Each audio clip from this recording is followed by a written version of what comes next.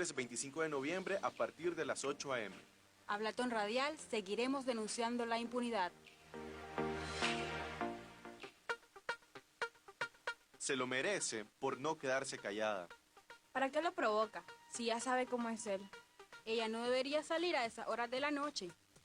Se viste provocativamente y eso a él no le gusta. Es su forma de ser hombre. No más razones que justifiquen la violencia. No más complicidad con los agresores. Una sociedad democrática no tolera ninguna forma de violencia contra las mujeres y las niñas. Pongamos de nuestra parte para prevenir la violencia machista.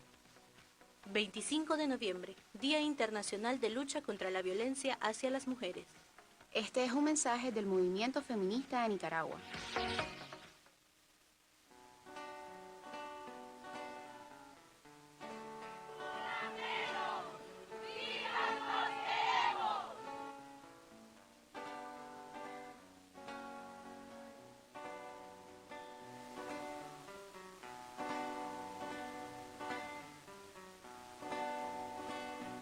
Tiemble el Estado, los cielos, las calles, que tiemblen los jueces y los militares. Hoy a las mujeres nos quitan la calma, nos sembraron miedo, nos crecieron alas.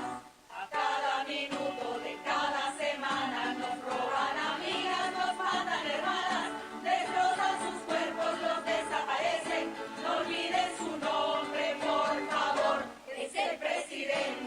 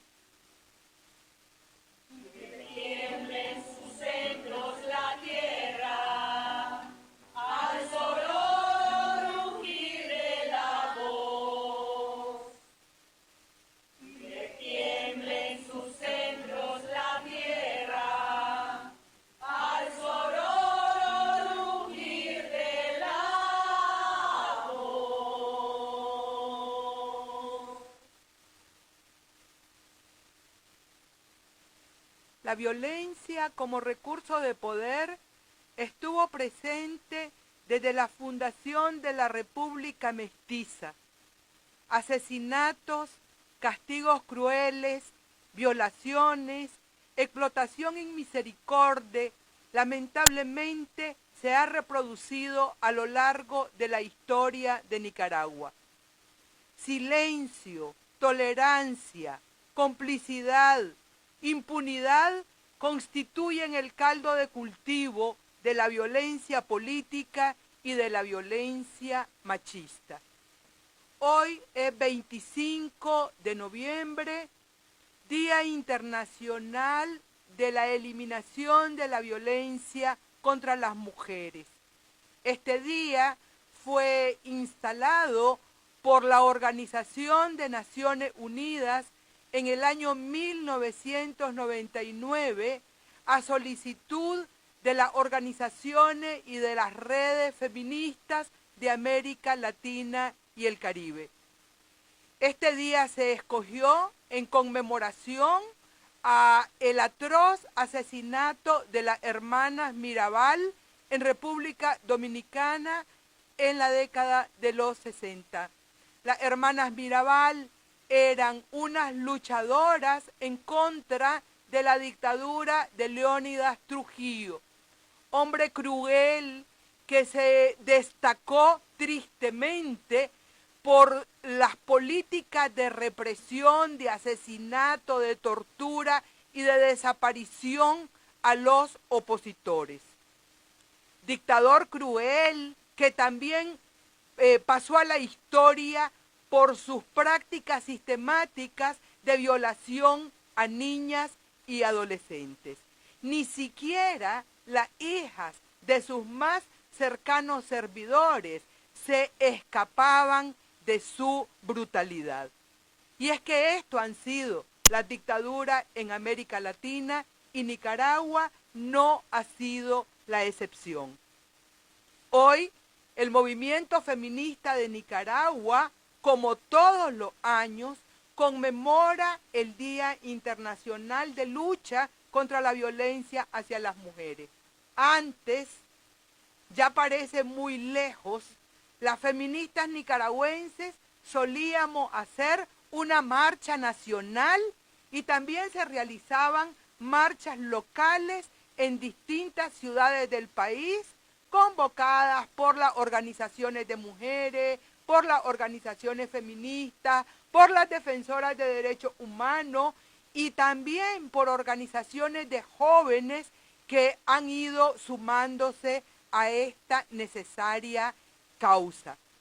Desde el año 2017, las feministas ya no podemos marchar en las calles de Nicaragua porque el régimen Ortega Murillo decidió que esto era un delito. Afortunadamente, todavía tenemos esta posibilidad de conmemorar de manera virtual y a través de medios independientes de comunicación este día tan importante en todo el mundo, en América Latina, en Centroamérica y en Nicaragua. El movimiento feminista da la más cordial bienvenida a nuestras invitadas. Damos la bienvenida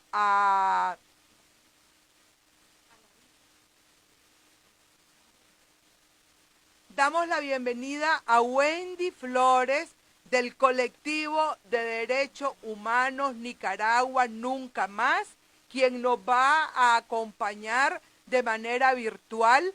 Esperamos que no tengamos dificultades con la tecnología, porque eso siempre es un desafío. Damos también la más cordial bienvenida a Gavidia López, una mujer que ha tenido mucho tiempo de trabajo con víctimas de abuso sexual. Ella es parte del colectivo Aguas Bravas, que es probablemente que es la única organización en este país cuya trabajo está centrado precisamente en la prevención del abuso sexual y en la atención a las víctimas. Damos la bienvenida a nuestra querida Marta Meneses del colectivo 8 de marzo, que trabaja en el departamento de Matagalpa, pero también en Managua, y que es fundadora del movimiento feminista nicaragüense. Y bueno, aquí yo, María Teresa Blandón, del movimiento feminista de Nicaragua y del programa feminista La Corriente. Hoy vamos a tener 2 horas de conversación. Todas nuestras invitadas pues son compañeras con una larga trayectoria, a pesar de que son mujeres jóvenes, fíjense ustedes, bueno, no son chigüinas, pero son mujeres jóvenes, tienen toda una vida dedicada a la lucha contra la violencia de género o la violencia machista, que es el nombre que le damos. Y justo para hablar de esto, voy a pedirle a Marta y a Gavidia que nos cuenten cuándo inició en nuestro país la lucha de las mujeres en contra de la violencia de género. Marta, por favor, quisiera rememorar brevemente los orígenes. Ok, buenos días, gracias por la invitación. Hoy es un día, ¿verdad?, para continuar denunciando. No es un día para celebrar, ¿verdad?, sino para denunciar la violencia que vivimos las mujeres en este país a diario, principalmente las mujeres más pobres y que están más vulnerables. Pues evidentemente la lucha por visibilizar la violencia contra las mujeres, al menos desde lo que mis nociones es que se remonta desde los 80, ¿verdad?, que es cuando estaba el Frente en el poder, el triunfo de la revolución, ¿verdad?, que incluía derechos, pero que en esos derechos no estaban incluidos los derechos más estratégicos de las mujeres, como era el derecho a vivir libres de violencia. Era un momento en el que la violencia contra las mujeres estaba enmascarado, nadie la denunciaba, era una problemática que estaba a todas luces, pero que no se visibilizaba. Evidentemente las primeras feministas, las fundadoras, las que han estado en lucha desde siempre, eran las que estaban ahí sabiendo que había algo que esa revolución no estaba incluyendo, y era el derecho de las mujeres a vivir libres de violencia. En los 90 es que se logra crear la primera ley, pero a partir de todo el trabajo de la feminista, y es la ley 230, sí, exactamente. Entonces, que hablaba de la violencia intrafamiliar. Sí, no hablaba de la violencia machista, sino intrafamiliar. Sí.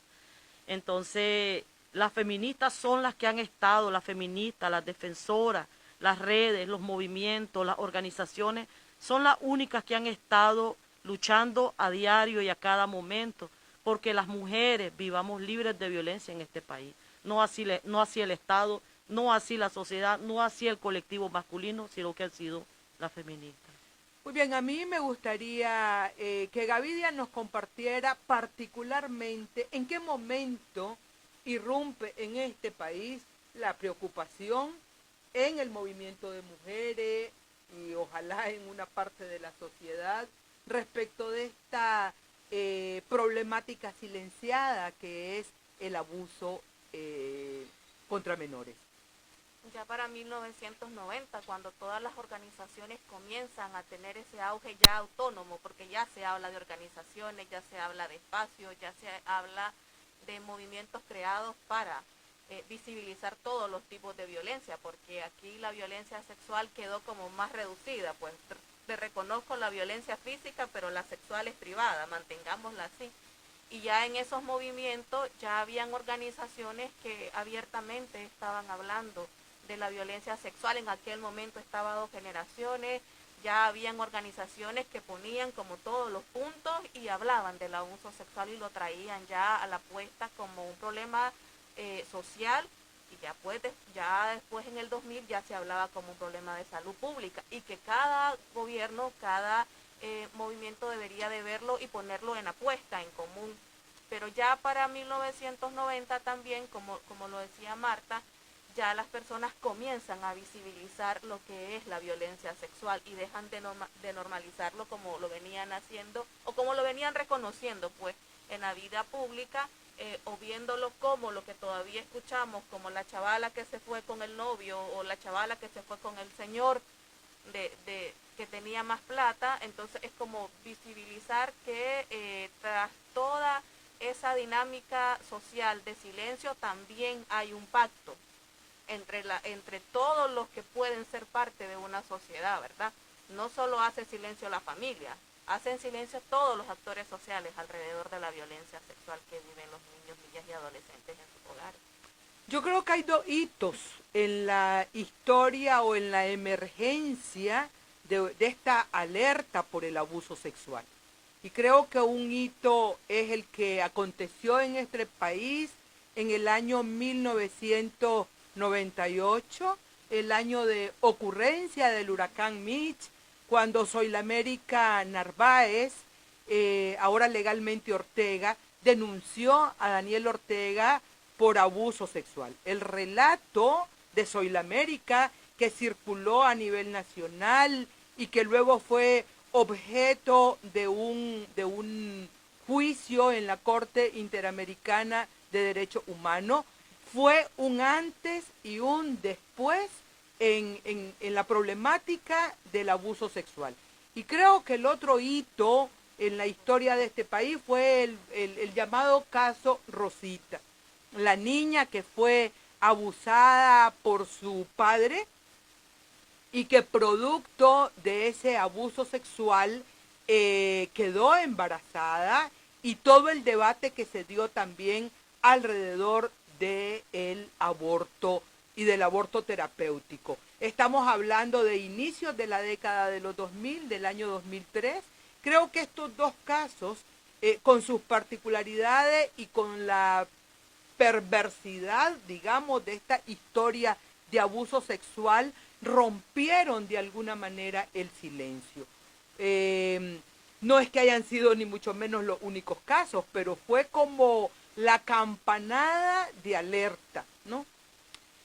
Yo quisiera preguntarles a ustedes si eso es posible hacerlo, cómo podríamos resumir los principales aportes que han dado las organizaciones de mujeres y las organizaciones feministas en el abordaje de la violencia de género, de la violencia machista. Marta.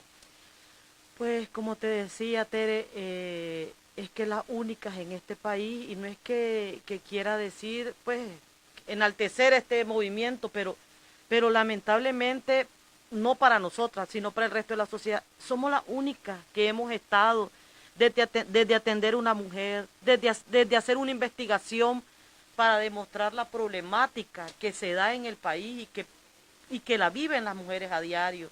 Somos las únicas que hemos hecho campañas para sensibilizar, para concientizar. Es más, somos las únicas que hemos trabajado con los mismos hombres, con los hombres jóvenes, para que cambien, para que tengan otro tipo, busquen otra forma de ser hombres, para que no agredan a las mujeres. O sea, y además hemos estado denunciando públicamente a nivel nacional, a nivel internacional, haciendo pronunciamientos, comunicados, tallereando, movilizándonos en las calles. O sea, ¿qué no hemos hecho las feministas en este país? Y las organizaciones de mujeres somos las únicas que estamos preocupadas por la ola de crímenes, de femicidio, de abuso contra las niñas, de abuso contra las adolescentes, la alta tasa de embarazo que hay en este país, principalmente en niñas y adolescentes, cuyo estamos claras que ahí hay una evidente violación sexual. No son relaciones consensuadas, porque no puede haber consentimiento entre una niña y un adulto, o entre un adolescente y un adulto. Entonces, las feministas son las que hemos estado alarmadas y estamos alarmadas por lo que pasa en este país. Y ya no solo la violencia que vivimos las mujeres, también la violencia que se ha desatado a raíz del 2018, con el asesinato de más de 300 jóvenes, la violencia institucional que está instaurada en este país. Entonces estamos viendo que hay altos niveles de violencia y que son las feministas, las organizaciones de mujeres, las que hemos estado haciendo un montón de cosas y continuamos haciendo para prevenir la violencia contra las mujeres.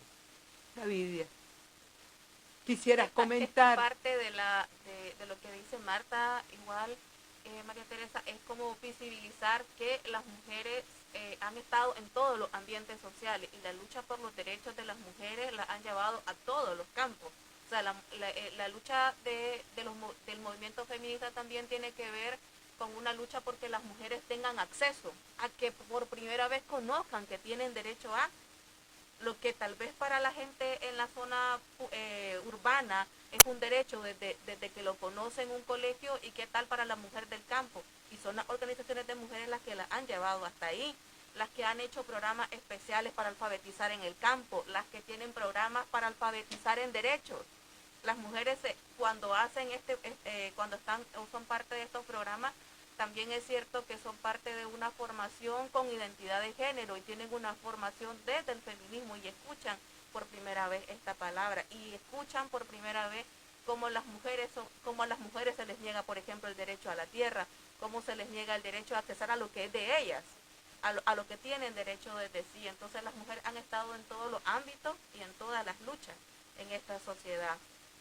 Sí, a mí me gustaría señalar que sin las organizaciones de mujeres no sería posible hablar ahora como estamos hablando de violencia en todas sus expresiones.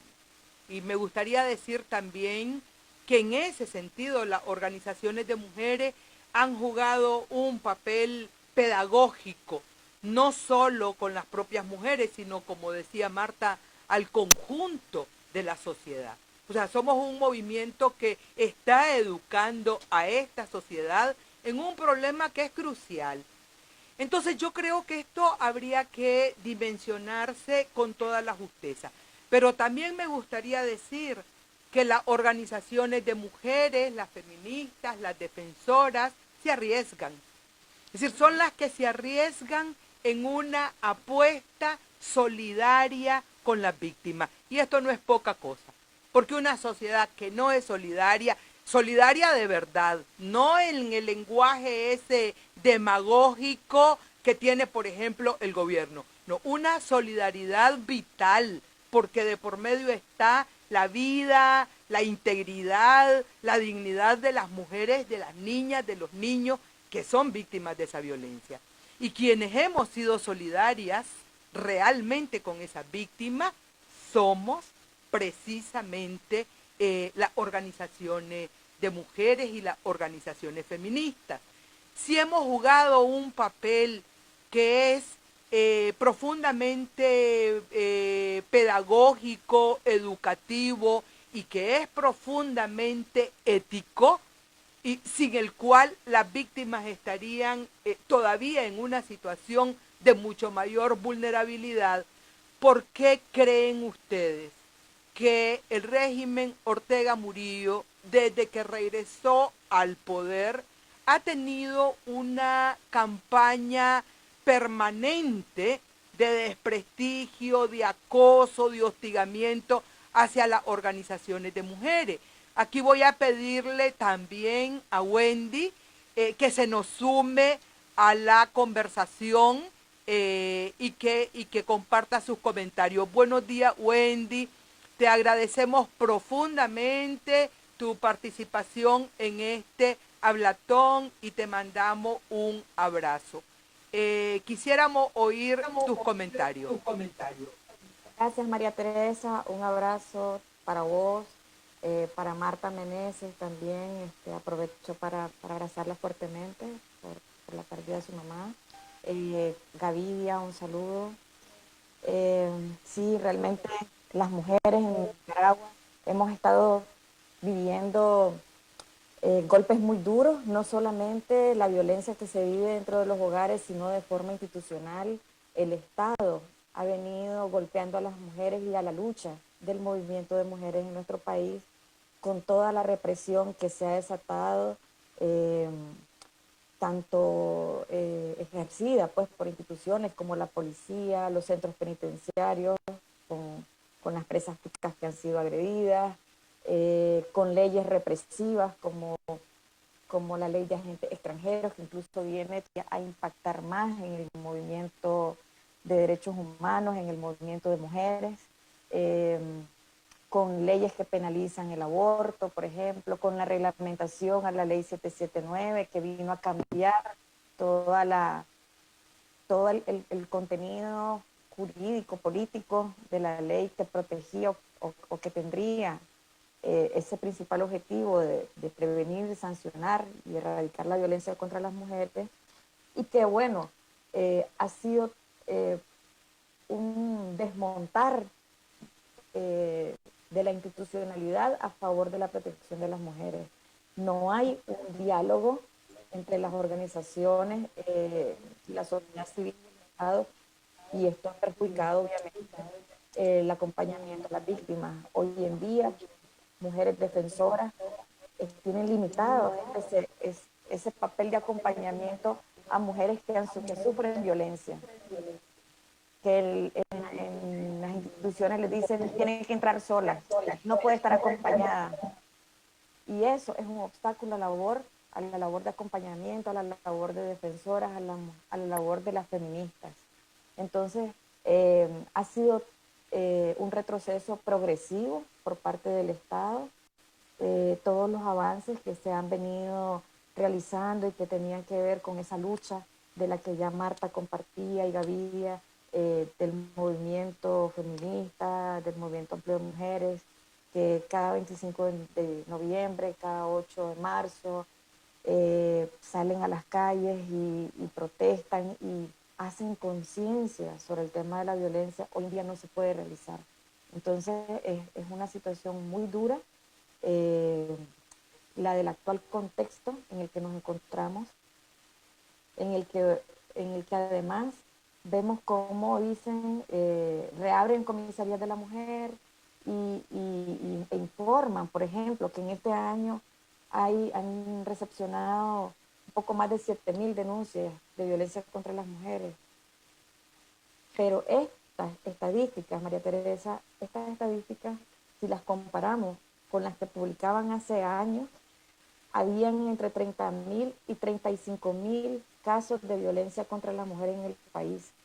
Desmontaron todo el sistema, desde lo legal hasta lo de las comisarías de la mujer, lo institucional, para que las mujeres no denunciaran, para reducir el número estadístico de violencia contra las mujeres, y lo han logrado. Han reducido numéricamente el registro, pero no han reducido la violencia contra las mujeres. Entonces es una situación difícil, porque lo que ha permitido es un sistema de impunidad alrededor de todos los casos de violencia contra las mujeres. Las mujeres no tienen dónde acudir o están limitadas en el acompañamiento. Ha impactado en la justicia, en la demanda de justicia por los derechos de las mujeres, y esto se debe a un gobierno que realmente ha sido represivo, similar a lo que vivieron las hermanas Mirabal en 1960, y hoy lo estamos viviendo en Nicaragua. Antes una dictadura que acabó con 3 hermanas, hoy una dictadura que está acabando también con la vida de las mujeres en nuestro país. Bueno, yo creo que Wendy ya se me comió todo mi guión, ya no sé qué voy a hacer.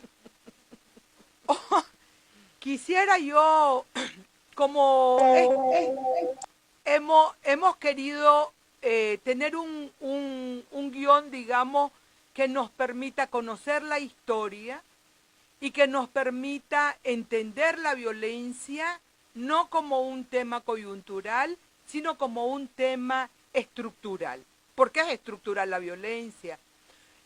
O sea, porque viene de largo, porque ha acompañado al sistema, a la propia fundación de la República. Es decir, esta República nació a través de la violencia racista, de la violencia colonialista y de la violencia misógina. Es decir, no hemos estado nunca bien, las mujeres no hemos tenido un estatus igual con los hombres, pero eso está en el origen de esta república. Y las dictaduras no han hecho más que afianzar esta idea del poder machista. Y por eso yo quisiera que le entráramos un poco más a la comprensión conceptual de la violencia. Porque en este país nos estamos enfrentando a varios problemas. Por un lado, a un Estado que ejerce violencia contra el conjunto de la ciudadanía, incluyendo a las mujeres, y nos enfrentamos a una sociedad que es tolerante con la violencia, Y de eso quisiera yo hablar ahora mismo. Quisiera hablar de la tolerancia social y quisiera que tratáramos de reflexionar juntas por qué la sociedad nuestra, y cuando digo la sociedad hablo de las personas comunes y corrientes, hablo de la familia, hablo de las organizaciones religiosas, hablo de los partidos políticos, hablo de las instituciones académicas y educativas.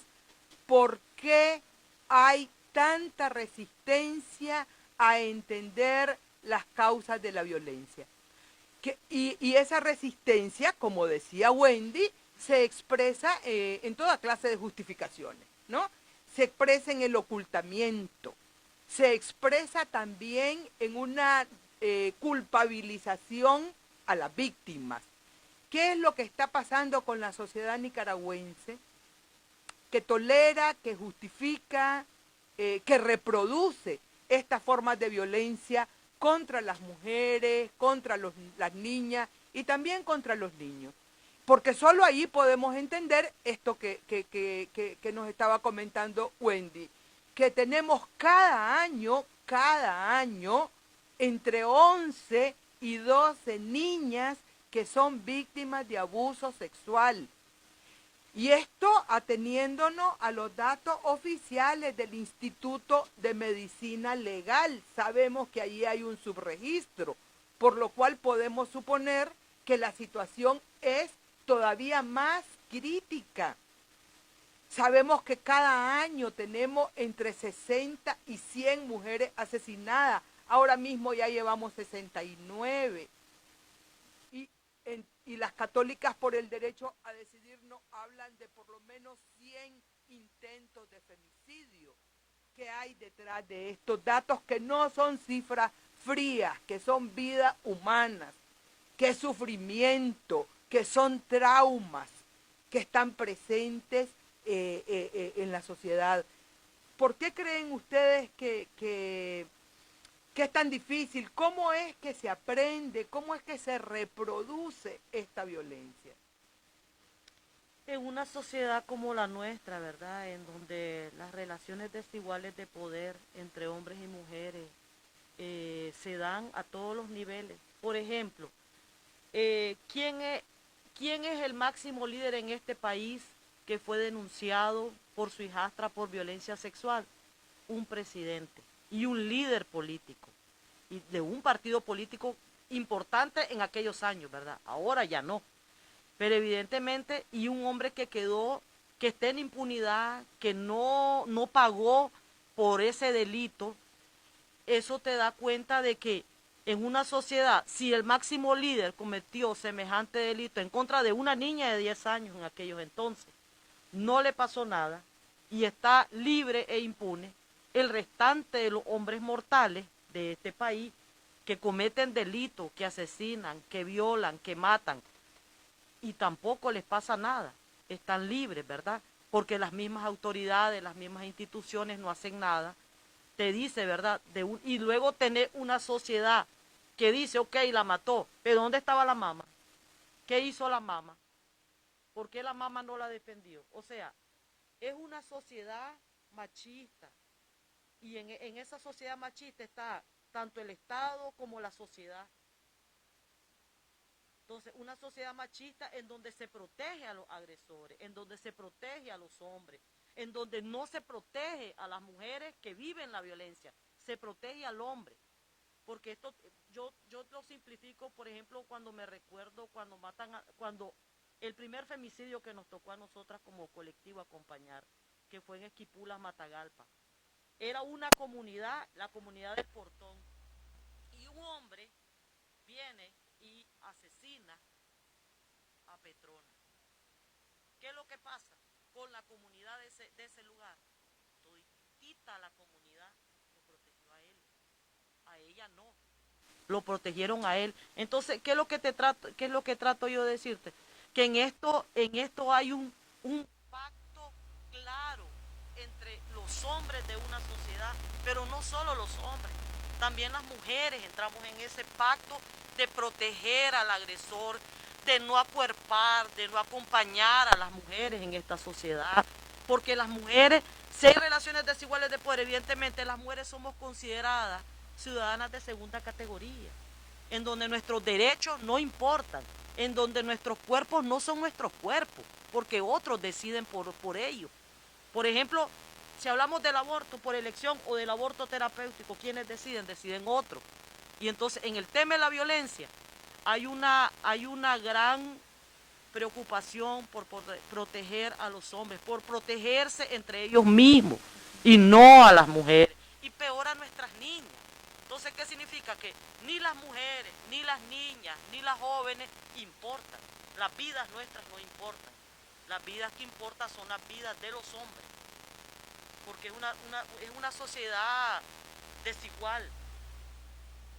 O sea, esto que está diciendo es sumamente importante.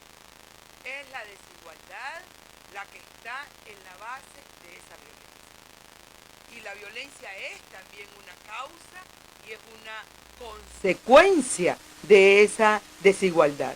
Y esa desigualdad solo es posible entenderla mediante ese pacto social, que es un pacto, digamos, construido por los hombres para mantener ese dominio, pero también es un pacto al cual nos hemos sumado las mujeres por distintas razones.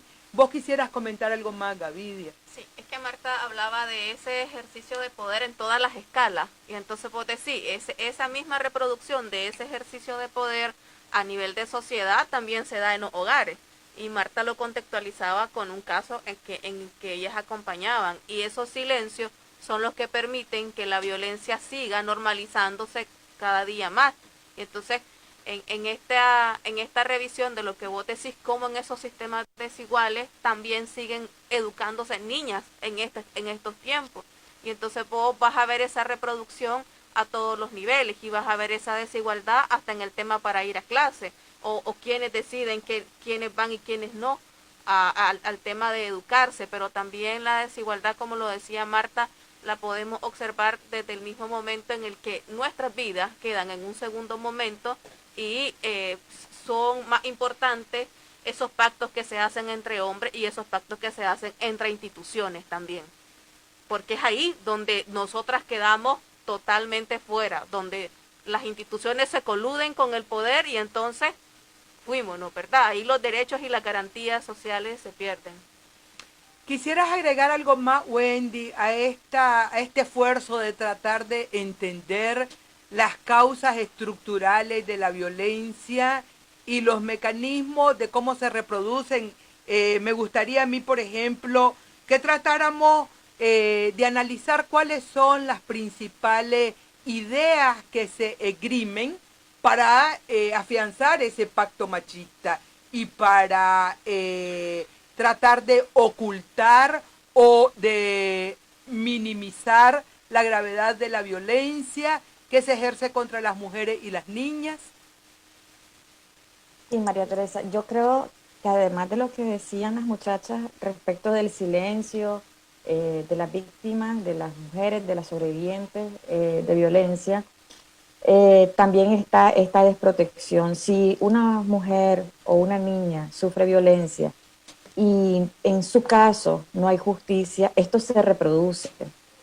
Y los agresores se reproducen también, es decir, no hay una lección, no hay una sanción, entonces se siguen cometiendo, un abusador sigue abusando a más y más niñas, un agresor de mujeres sigue agrediendo a otras mujeres también y no pasa nada. Entonces, este sistema de impunidad va transitando por toda nuestra sociedad, por toda la institucionalidad del país, y va dejando mensajes negativos, mensajes en los que las mujeres realmente no tienen una salida, y se va reduciendo más su participación, el ejercicio de sus derechos,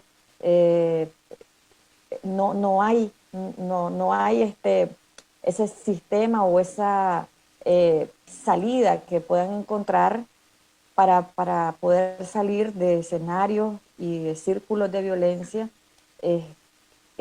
porque no están en estas instituciones. Entonces, esto se afianza más cuando vemos, y vuelvo a mencionar el tema de estadísticas, cuando vemos, por ejemplo, cómo este alto índice de impunidad y de las cifras que mencionabas hace un momento de Católicas por el Derecho a Decidir, que, por ejemplo, en 2019, solo 5 hombres femicidas fueron declarados culpables, por ejemplo, en las estadísticas que ellos llevan. Entonces, es muy importante los mensajes de justicia a favor de las mujeres, los mensajes para que las mujeres puedan salir de la violencia que hay alrededor de ellas y de este respaldo que hay a favor de los hombres por todo un sistema. Gracias, Wendy. Yo quisiera volver a la idea de la tolerancia social, porque, claro, vamos a hablar de la impunidad en el siguiente bloque, después del receso, vamos a hablar del papel del Estado y vamos a hablar de las leyes y vamos a hablar de la impunidad y del peso que la impunidad tiene, pero en esta mirada estructural queremos ahondar en esta dimensión de la tolerancia social que hay, porque ahí está la madre del cordero, porque la violencia no solo viene desde el Estado, la violencia se ejerce en todos los espacios cotidianos. Y además no se ejerce desde que tenemos esta nueva dictadura, ha estado a lo largo de la historia en nuestro país y tenemos que entenderlo para no quedarnos en una mirada coyuntural, porque cuando salgamos de este régimen vamos a tener que seguir enfrentando las organizaciones de mujeres, las organizaciones feministas, un problema que es estructural. Entonces, hablando de la tolerancia social, a mí me gustaría un poco que ahondáramos en cuáles son los argumentos más comunes que oímos en torno a la violencia contra las mujeres. Porque de eso es que se alimenta la violencia. La violencia no sale de los genes. La violencia no es innata. La violencia, si entendemos la violencia como un ejercicio de poder. Porque hay gente que confunde la agresividad inherente, natural de las especies animales que tienen que ver con la sobrevivencia, con la violencia. No, son dos cosas distintas. La violencia es un acto deliberado para hacer daño a otro ser humano o a otros seres humanos. Si la violencia siempre va a tener un propósito, como dicen algunas teóricas muy importantes del feminismo, la violencia es un lenguaje de poder. La violencia la ejercen los que pueden, los que tienen permiso social para ejercerla. Pero la violencia no es una violencia ciega. No es una violencia, no es eso que dicen, por ejemplo, tanta gente en este país, es que se le metió el diablo, no supo por qué, la abusó, la violó, la mató, la desbarató. Eso no, eso es una manera de confundir a la gente, de no permitirle entender qué hay detrás de la violencia. Pues detrás de la violencia en general y de la violencia contra las mujeres, las niñas y los niños hay un lenguaje de poder. A través del acto de violencia, el agresor está diciendo algo. Y ese agresor está diciendo, vos me pertenecés. Está diciendo eso que decía Marta anteriormente, vos no valés nada. Yo te puedo someter a mi propia voluntad. Si te rebelás, si no cumplís con mis expectativas, yo voy a usar la violencia para reducirte, para negar tus derechos, para negar tu voluntad, para negarte tu dignidad, para negarte tu condición de persona, de ser humano. O sea, la violencia es un lenguaje abusivo que pretende sostener privilegios, los privilegios de los que han disfrutado los hombres gracias a esta cultura machista, ¿no? Pero también hacen los que ejercen la violencia racista, pero también operan de la misma manera quienes ejercen la violencia homófoba contra homosexuales, contra lesbianas, contra personas trans, porque se trata de sostener sistemas abusivos de poder. ¿Cuáles son los criterios más comunes que nosotras escuchamos en nuestro diario vivir y hacer respecto de esta violencia? ¿Cómo se justifica esa violencia? Me gustaría que Marta y que Gavidia nos compartieran alguna idea. Me estaba acordando de una obra de teatro que nosotras hicimos en el 2012, que se llama Ser como el aire quisiera. Entonces hay una parte que es cantada y entonces, por ejemplo, sale por cómo se vestía, qué andaba haciendo a esa hora de la noche, cuando hablamos de la violencia sexual. ¿Qué andaba haciendo a esa hora de la noche? Cuando hablamos de la casa, cuando el marido le pega, porque no le hizo la comida como él quería, porque le desobedeció, porque salió sin su permiso, porque no le hizo las cosas como él quería. Y también me recordaba, Tere, por ejemplo, cuando el crimen atroz contra las 2 niñas de Mulucucú, como la gente pues estaba escandalizada por el hecho, pero a la vez decían, pero ¿por qué la mamá las dejó solas? ¿Por qué se adelantó y no las esperó? ¿Por qué no las cuidó? Es que ella tenía algo con el hombre. O sea, se inventaban un montón de cosas. Entonces hay un momento en que el asesino, el femicida, no está siendo castigado, no está siendo juzgado. Quien está siendo sancionada, culpada, acusada, y ahí terminan siendo las mismas mujeres que padecen la misma violencia. Entonces, la sociedad tiene una tolerancia para con los agresores, pero no así para las mujeres. O sea, es brutal cómo a las mujeres nos tratan, tras de que padecemos la violencia, tras que las culpables somos nosotras. Porque no te cuidaste, porque no cuidaste a tu hija, porque no cuidaste a tu marido. Entonces, al final y al cabo, las que terminan pagando el plato roto son las mujeres. Entonces, esa es una sociedad que tolera al agresor, que exculpa al agresor y acusa y culpa a las mujeres. Y precisamente en eso que está diciendo Marta es donde está la conexión entre la violencia social y la violencia que ejerce un agresor singular. Es decir, eso que está diciendo, porque mucha gente dice, yo no soy así, sí, pero colaboro. Cada vez que asumo ese discurso en el que se justifica al agresor y se condena a la víctima de la violencia, yo la estoy reproduciendo. Aún inconscientemente estoy reproduciendo la violencia, porque el agresor se alimenta de esas ideas sexistas, machistas, que tienen cero empatía con la víctima y que siempre van a poner a la víctima bajo sospecha, ¿no? Como una manera de, efectivamente, justificar al verdadero responsable de esa violencia. Entonces, entre violencia simbólica y esa violencia concreta, esa violencia específica, hay un vínculo que hay que hacerlo visible. Y eso es precisamente lo que hemos venido haciendo las organizaciones de mujeres, diciendo, no solo el que golpea a una mujer, o no solo el que abusa, o no solo el que acosa, o no solo el que mata, es perpetrador de la violencia. La sociedad también colabora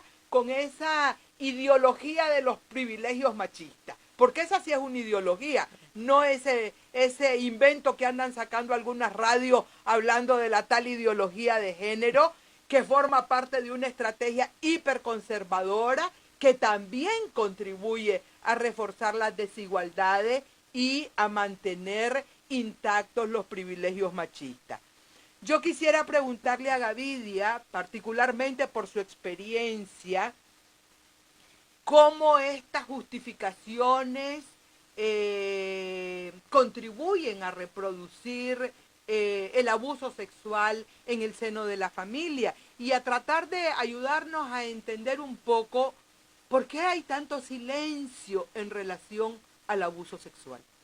Fíjate que una de las cosas más importantes que ustedes acaban de mencionar es el hecho de que toda la estrategia del agresor como hombre está dirigida a eso, a establecer todos los mecanismos de silencio, aún después cuando los agresores ni siquiera están cerca de la familia.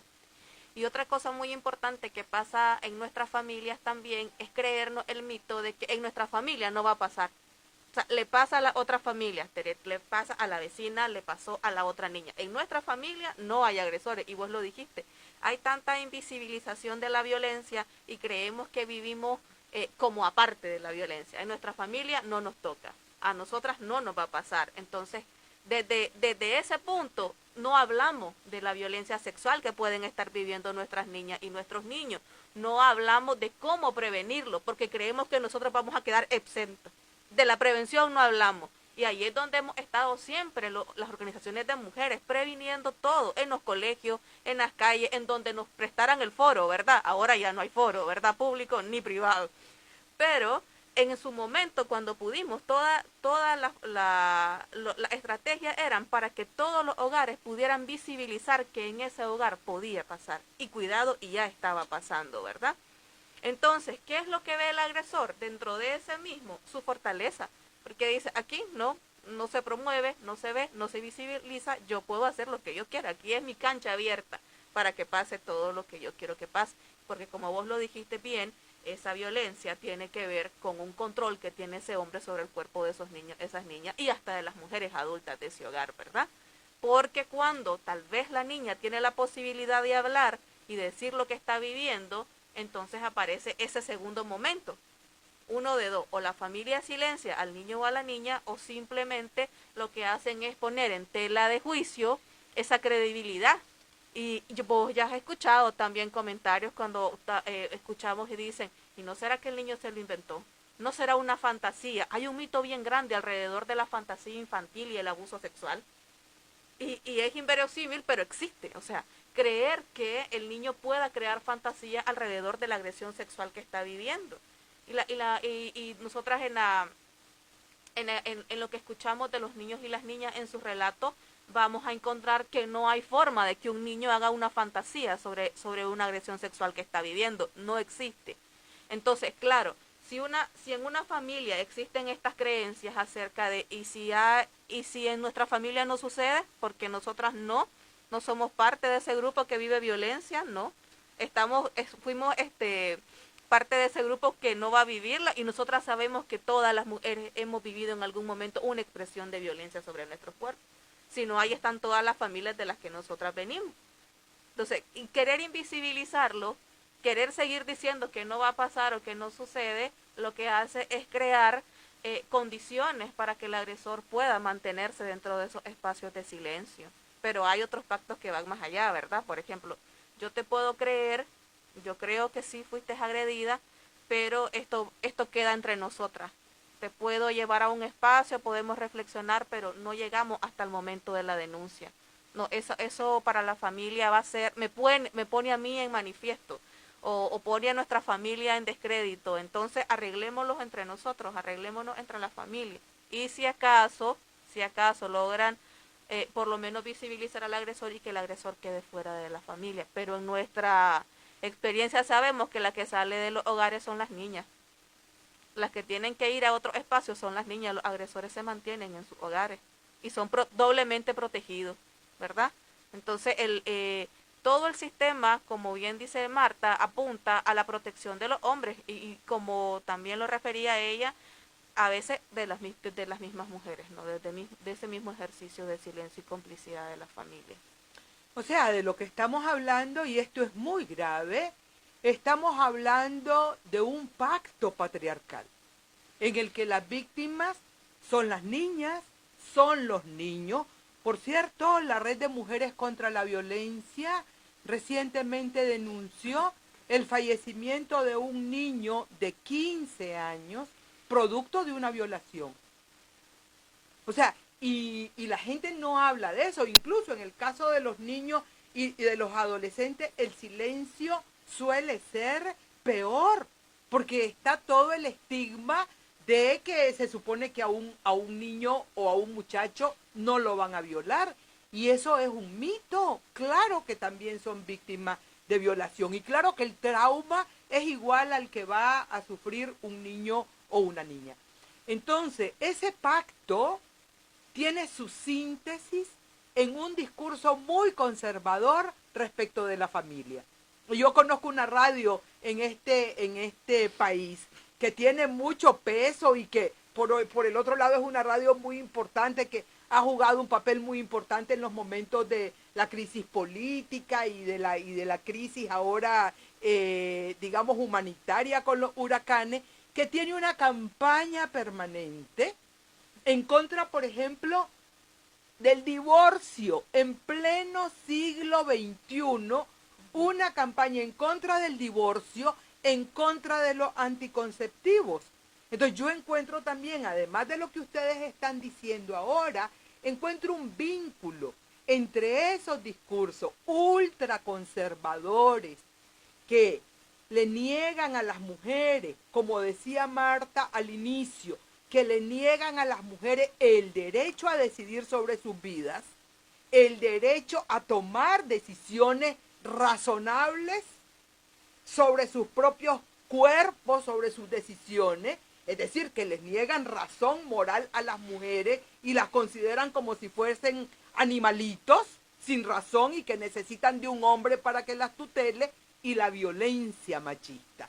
O sea, decir a esta altura que una mujer, que el divorcio es un pecado, que ofende a Dios y que te vas a ir al infierno por divorciarse, es ser cómplice de una ideología que provoca y perpetúa la violencia machista, la violencia de género. O, por ejemplo, sacan programas donde aparecen supuestos especialistas de España y de no sé dónde, diciendo que el 80% de las denuncias por violencia son falsas.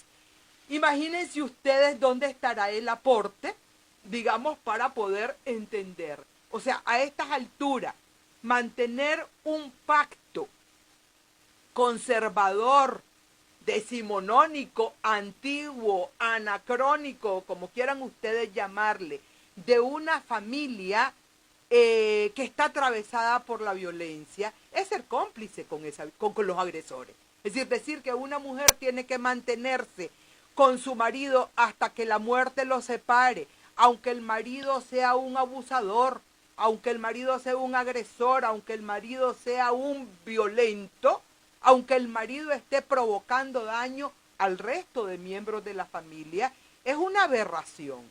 Pero de eso, creo yo, está hecha también la tolerancia social y la complicidad de ese pacto patriarcal que pretende mantener sujetas a las mujeres a la ley que impone el macho, ¿no? El macho dominante.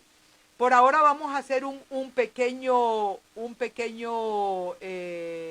intervalo, un recesito, y vamos a continuar en unos cuantos minutos. Seguimos en este hablatón por la vida de las mujeres, por nuestro derecho a vivir libres de violencia y avanzamos, por favor.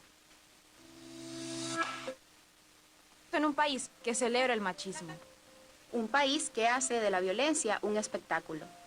Un país que no le cree a las víctimas y protege a los agresores. Vivimos en un país sin justicia. Un país donde reina la impunidad. Un país que oculta los femicidios, los abusos sexuales y el maltrato. Seguiremos denunciando la impunidad. No nos van a callar. 25 de noviembre, Día Internacional de Lucha contra la Violencia hacia las Mujeres. Este es un mensaje del movimiento feminista de Nicaragua.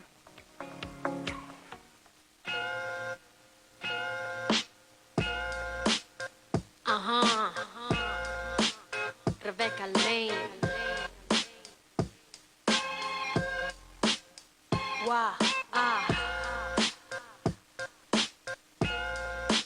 Desde Guatemala, reina del caos. Perdonen si arruino esta fiesta patria. Esto no es democracia, más bien una falacia. No tienen eficacia las falsas elecciones. El falo que gobierna solo son las erecciones. Son las lecciones de un pueblo sin memoria que se toma las calles pero no lee historia. La verdadera guerra no ha terminado. Los que nos masacraron aún controlan el Estado. A quien conviene el orden que se mantiene. Perdonen pero el optimismo ya no me sostiene. Hago lo que puedo pero no es suficiente. Aunque intento no entiendo al resto de la gente. ¿Qué más das? Igual no me entiendo a mí. Vivo en conflicto y no sé a dónde ir. Si no me hace reír, prefiero no seguir. Si no me vibra el corazón, prefiero huir. No encuentro la respuesta, no recuerdo la pregunta. Quiero claridad, pero solo encuentro penumbra. Pero el dolor alumbra y mis cicatrices brillarán con cada mirada que ambos le apunta. Reina y señora del caos que me habita. A veces tirana, a veces proscrita. La mejor batalla es conmigo misma. Soy autogobierno, mi bandera es anarquista. Reina y señora del caos que me habita. A veces tirana, a veces proscrita. La mejor batalla es conmigo misma. Soy autogobierno, mi bandera es anarquista. Y no voy a hacer arte nada más para complacerles. No voy a censurarme para no incomodarles. Vengo a contar mi historia, no a tener buenos modales. No vine a quedarle bien a nadie. No vine a hacer las paces, no me pongo disfraces. No vine a repetir las frases de organismos internacionales. No salgo a protestar para que la gente me vea y luego subir fotos para que crean en la calle hay pelea. Yo no elegí la guerra, pero nací guerrera y no seré hasta en el día que me muera. Queremos en este regreso al hablatón por la vida de las mujeres anunciar que diversos colectivos feministas del país están convocando el día de hoy a una marcha virtual. Y es que en tiempos de dictadura las feministas no podemos marchar por las calles. Queremos invitarles a todas y a todos los que tienen conexión a las redes sociales, busquen ahí un mensaje que indique la vida y libertad de la gente. Vida libre, no queremos vivir de la iniciativa diversos colectivos feministas de Nicaragua.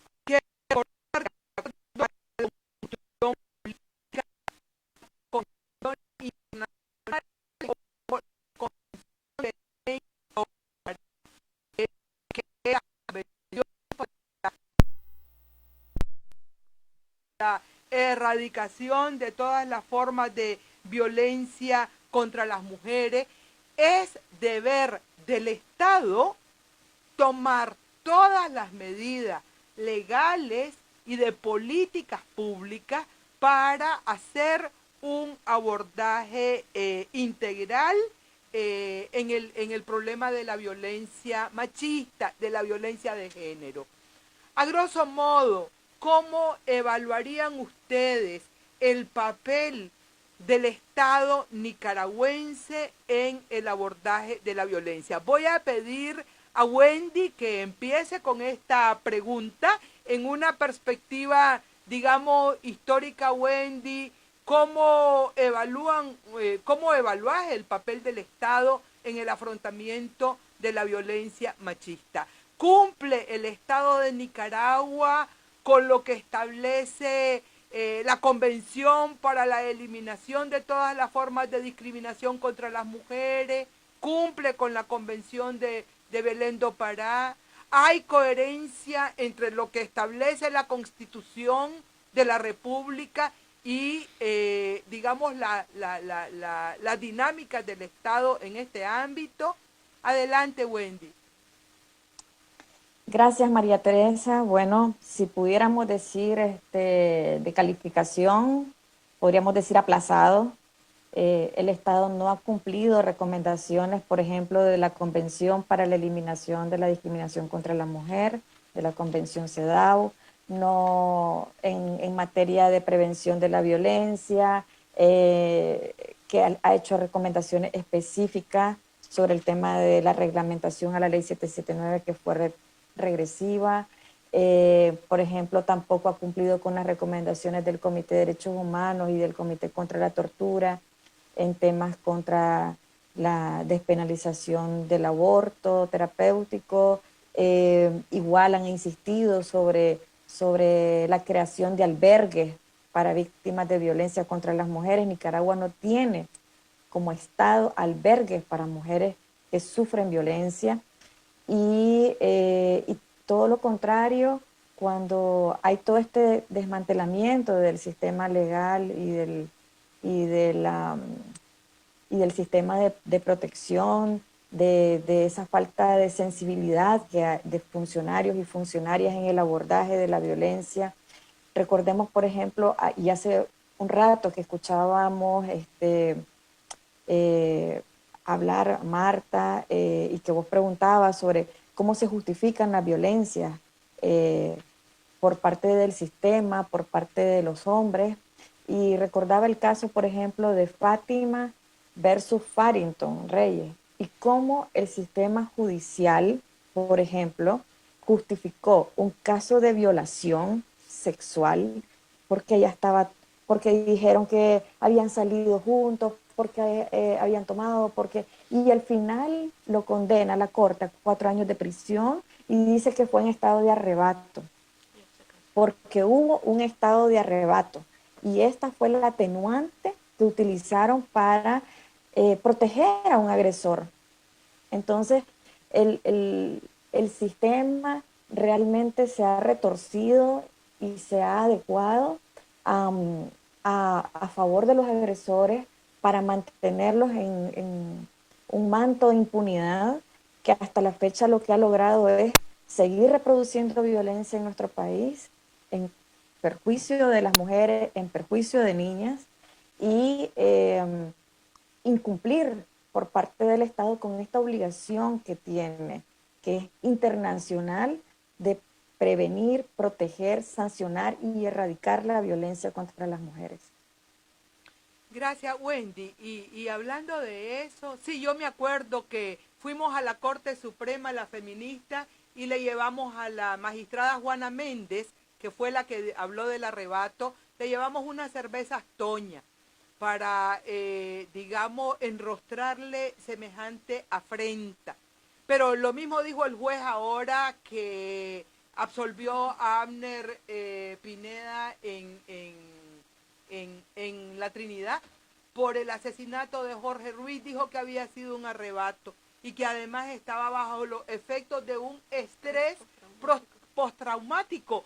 O sea, las 3/4 partes de la ciudadanía que estamos en estrés postraumático después de la profunda represión del 2018, tendríamos que andar matando gente por todos lados, y no es el caso. Nosotros nos andamos cuidando de los que nos quieren agredir, de los que nos quieren hacer daño, y cargando con nuestro estrés. Esta sociedad es una sociedad que está atorada con tanta violencia, ¿no? Y en particular la violencia de Estado. ¿Qué está pasando en este país ahora? ¿Por qué? ¿Qué está pasando con la ley 779? ¿Existe, no existe? ¿Se aplica, no se aplica? La señora Rosario Murillo ha dicho que después de haber clausurado las comisarías de la mujer, ahora las está reabriendo, dicen ellas.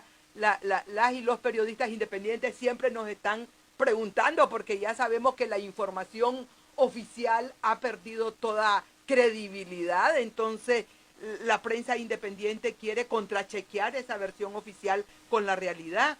Entonces yo les pregunto a ustedes que están cerca de las víctimas, ¿qué está pasando con las víctimas? ¿Tienen dónde acudir? ¿Tienen dónde denunciar? ¿Hay mecanismos del Estado para atender las situaciones de violencia contra las mujeres, contra las niñas, los niños? Marta, desde tu experiencia, ¿cuál es la situación actual? Sí. Me estaba acordando que otro argumento que dieron es que ella fue una víctima cooperadora. O sea, que ella cooperó para que cometieran el delito en contra de ella. Ay, bueno, nosotras que trabajamos en el municipio de Esquipulas, Matagalpa, con ayuda de las promotoras, la abogada, acompañamos, ¿verdad?, a las mujeres en situación de violencia. Evidentemente no existe ningún mecanismo en estos momentos. Ni existía antes, era bastante débil, ahora es peor.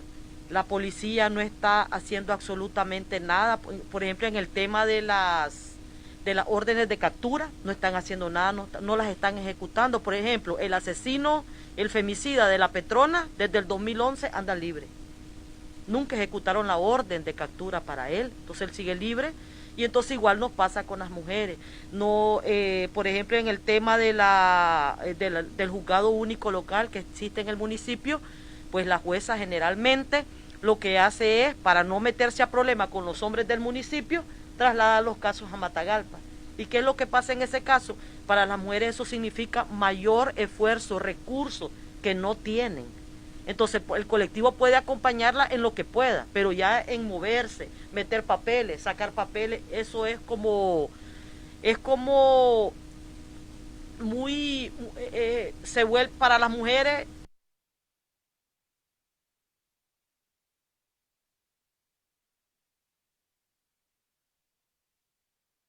Un caso hasta el final no es jugando, pues. Lo que implica en recursos, pero también en energía, en el tiempo de ellas. Ellas tienen que buscar también qué hacer en su casa, tienen que buscar a sembrar, tienen que buscar a cosechar, tienen que cuidar a sus hijos. Entonces, todo ese proceso para ellas, al trasladarse a otro departamento, se vuelve como más engorroso para ellas, más dificultoso.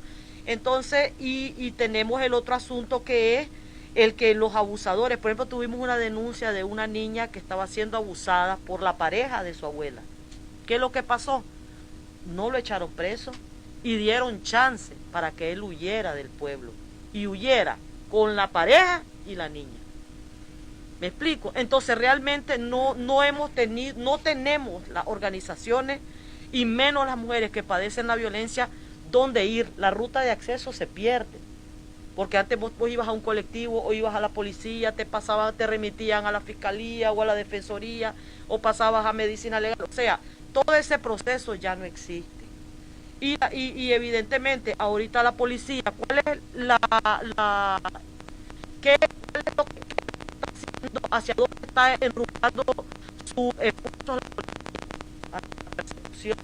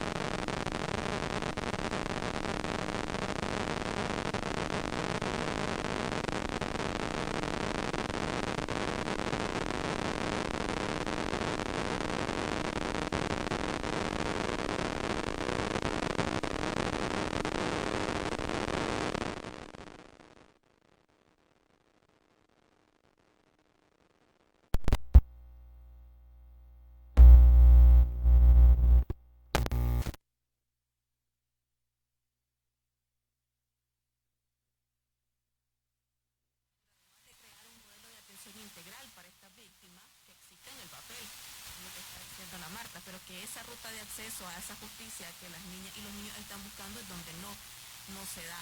Por este mismo sistema, porque por ejemplo en el modelo de atención integral te dice que todos los actores sociales son parte de la denuncia social, pero un tema es la denuncia, o sea, el tema es que si la persona ha puesto la denuncia, ¿y qué pasa con quienes deben de actuar? ¿Qué pasa con quienes tienen el poder de actuar como instituciones del Estado? Y es ahí donde no hay respuesta.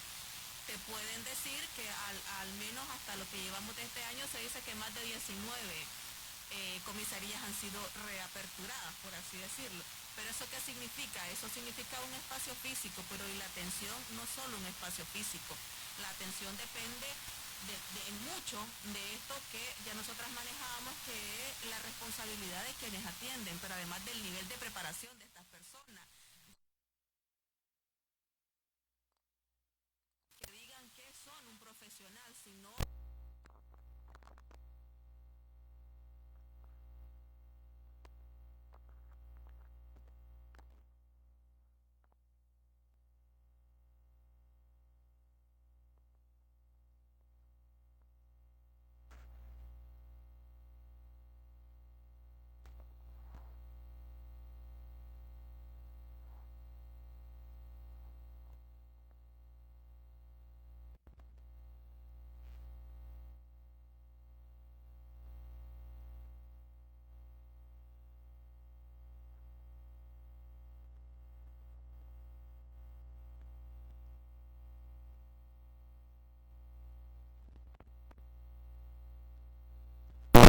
Entonces, estamos hablando de que la extinta Dirección General de Comisarías de la Mujer desapareció.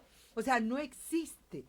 Abrir una oficinita con un escritorio desvencijado y una silla y un policía que nunca ha leído la ley 779 no tiene nada que ver con lo que está planteado en el modelo de atención integral.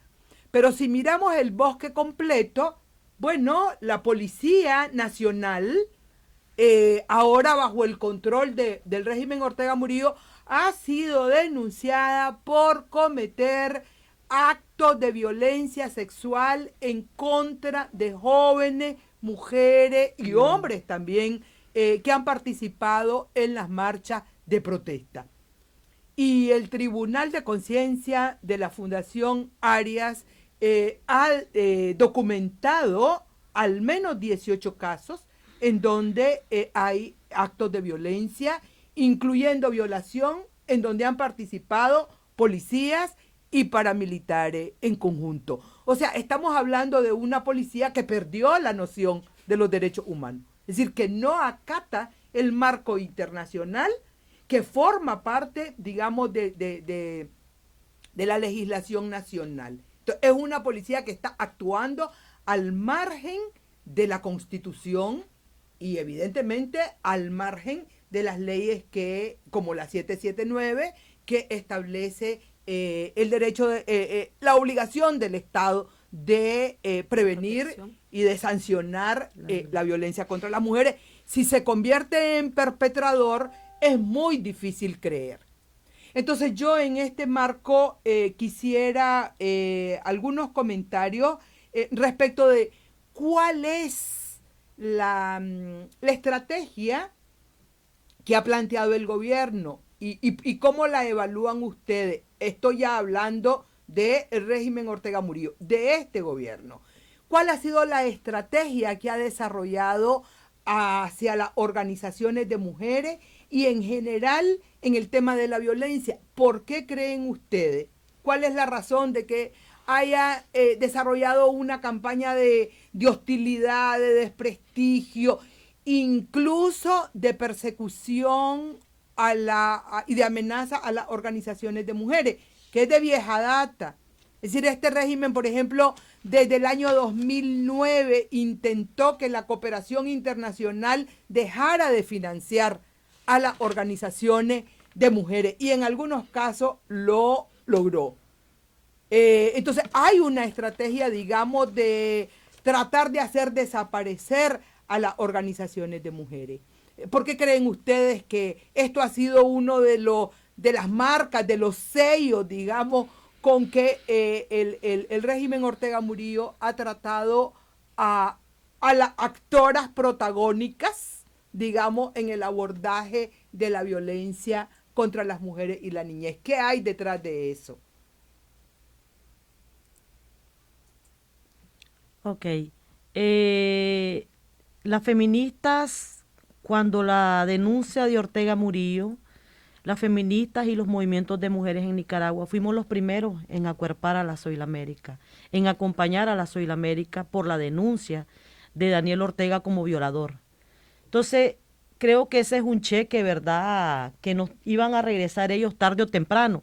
Pero también lo que pasa es que nosotros estamos montando una obra de teatro y parte de la obra de teatro en investigación nos ha tocado estudiar un poco la época de los 80. Entonces, evidentemente, el tema de la impunidad, el tema de la violencia que se ha cometido en este país en contra de las mujeres es viejo, pues es un síntoma que vive esta sociedad desde hace mucho tiempo. Entonces, en los 80, por ejemplo, no habían organizaciones de mujeres y las pocas que habían eran controladas por el Estado, en este caso por el Frente. Entonces no habían feministas que se le enfrentaran, que les hicieran frente, que los cuestionaran, que los denunciaran, porque evidentemente todo estaba dirigido hacia enaltecer la revolución, ¿verdad?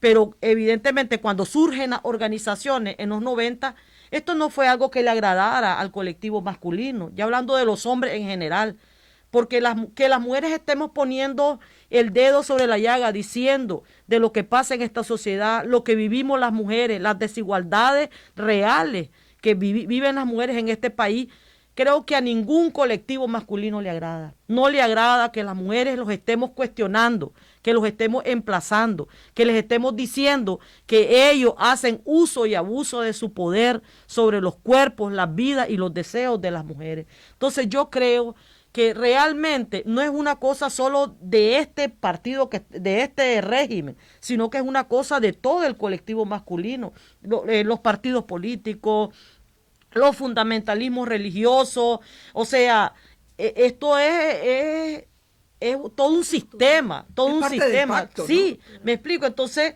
evidentemente a ninguno de los hombres les agrada que las mujeres nos empoderemos, a ninguno.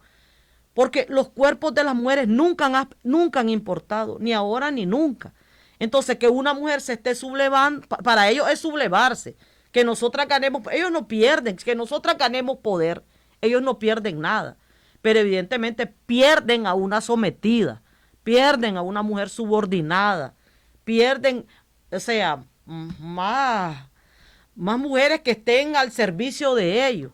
Entonces, yo sí creo que este es un problema estructural, pues ningún gobierno, ningún estado está contento con que surjan movimientos de mujeres que denuncien la violencia que vivimos las mujeres. Yo creo que los movimientos, así como lo dice Marta, solo para no perder la idea, tienen un rol protagónico y el movimiento de mujeres es uno de los movimientos más fuertes, más cimentados de esta sociedad. Y yo digo que uno de los que se ha mantenido después del 90 mucho más, con más visibilidad social. Y yo creo que se convierte en un actor político que no le agrada a ningún estado, es alguien que va a estar, como dice Marta, trayendo siempre a la vista pública lo que no se está haciendo bien, cómo se debería ejecutar y cómo se debería cumplir el rol de cada uno de estos gobiernos. Y en esa visión es donde te hacen los cobros por este actuar, y desde esa visión también es donde efectivamente todavía se sigue viendo a las organizaciones de mujeres como ese actor político fuerte, pero también como lo que yo quiero someter, y voy a encontrar la estrategia a través de cualquier reglamentación para ese sometimiento de estas organizaciones. Sí, yo quisiera también pensar que claro, la posibilidad de imponer un manto de silencio también ha estado presente en el Estado. O sea, no es solo la sociedad la que quiere silenciar, ocultar, minimizar la gravedad de la violencia contra las mujeres, las niñas y los niños. Es también el Estado. Y esto es grave, por lo que decía Wendy antes, porque el Estado es el máximo responsable de hacer cumplir las leyes, los acuerdos internacionales que establecen como un derecho humano el derecho a vivir libre de violencia y a no ser sometido a tratos crueles e inhumanos. Entonces, claro, hay que acallar, me parece a mí, que la idea es silenciar a quienes están diciendo que el rey está desnudo, es decir, a quienes están diciendo que la violencia es grave y que esa violencia tiene que ver también con la impunidad. Desde esa perspectiva, Wendy, yo quisiera que nos comentaras cómo evalúan ustedes desde el colectivo Nicaragua Nunca Más, el colectivo de derechos humanos, cómo evalúan ustedes la aprobación de la ley de cárcel de por vida o cadena perpetua, que como sabemos fue aprobada por una asamblea nacional que está completamente controlada por el Frente Sandinista, por el régimen Ortega Murillo. ¿Cuál es su valoración, no solo de las motivaciones, sino de las implicaciones que su posible aplicación vaya a tener en nuestro país?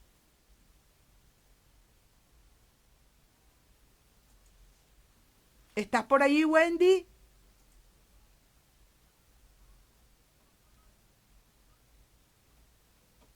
Bueno, parece que tenemos problemas con la conexión. Pues me gustaría oír Hola, comentarios. ¿me escuchan? Adelante, Wendy, adelante. Hola, María Teresa. Adelante. ¿Se escucha? No sé si se escucha, pero bueno, entonces sí, definitivamente el Estado ha utilizado los femicidios que han ocurrido recientemente, que han sido terribles, dolorosos para nuestra sociedad, para las mujeres, como una campaña política para decir vamos a sancionar, vamos a promover penas de cadena perpetua, vamos a sancionar a estos agresores porque han cometido crímenes de odio, pero en realidad esto solamente ha sido una estrategia en el marco de una readecuación del sistema legal para seguir reprimiendo a la oposición política en el país. No es cierto que el gobierno de Nicaragua esté interesado en prevenir, sancionar y erradicar la violencia contra las mujeres.